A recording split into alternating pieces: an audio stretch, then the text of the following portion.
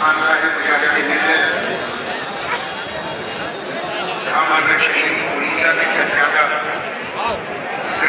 मिल्लत दीगर सादात उलमाए किराम वक्त बहुत मुख्तसर है।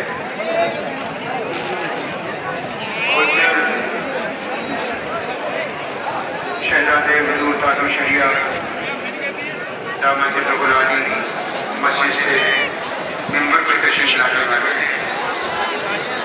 आप लोग सुकून और इत्मीनान के साथ जलवा फरमा रहे हैं।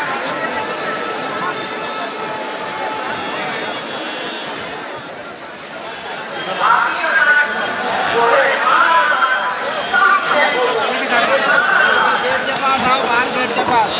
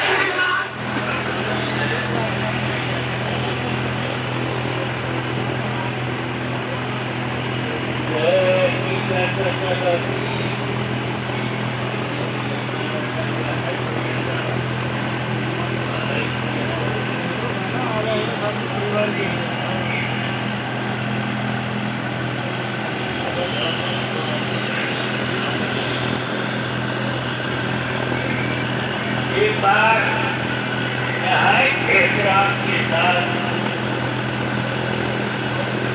पाक का नजराना